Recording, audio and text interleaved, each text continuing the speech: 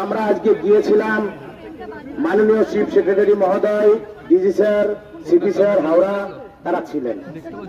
আমরা তাদের সাথে সাক্ষাৎ চাইনি, আমরা এসেছি আজকে ওনলি ওয়ান পয়েন্ট, সকল যোগ্যদের চাকরি ফেরানোর মূল মন্ত্র 22 লক্ষ ওএমআর, সেই ওএমআর এর ভিত্তিতে অযোগ্য চিহ্নিত হয়েছে।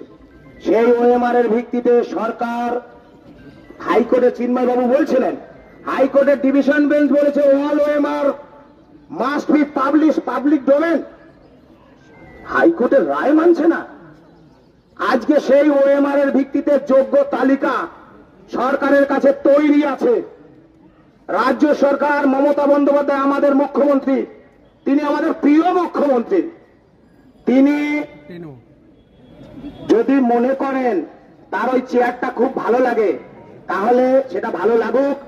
আজকে রাতের মধ্যে 12টা হোক, 10:30 হোক, এসএসসির, যেটাকে অটোনমাস বডি বলছে, এসএসসি অটোনমাস বডি, কিন্তু পেছন থেকে চালায় রাজ্যের মুখ্যমন্ত্রী। কেন দেখেননি নোটিফিকেশনের বিষয়? নবান্ন থেকে প্রেস কনফারেন্স করে বলেছিল। আমাদের বক্তব্য হচ্ছে আজকের রাত 12টার মধ্যে untainted teacher and non teaching staff, তাদের তালিকা প্রকাশ করতে হবে। আর অন্যথায় যারা নেতৃত্ব আছে, আমাদের চিন্ময় বাবু, মেহবুবদা, মিন্ময়দা, রবিউল, কৃষ্ণকুমার, আরো সুমিতব সরকার সহ আরো যারা আছেন শিক্ষাকর্মীরা, সকলকে নমস্কার।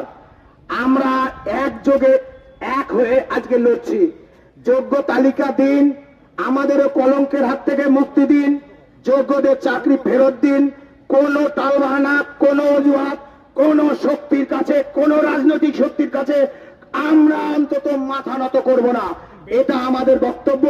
22 লক্ষ ওএমআর প্রকাশ, ওএমআর এর ভিত্তিতে যোগ্য তালিকা দিন।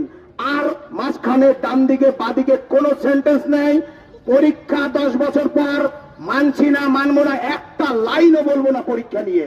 এইটুকুই বলার। মাননীয় মুখ্যমন্ত্রী, আমাদের যোগ্য তালিকা দিন। এই জায়গা আমরা ছাড়ছি না, ছাড়বো না। পরীক্ষা মানছি না, মানবো না।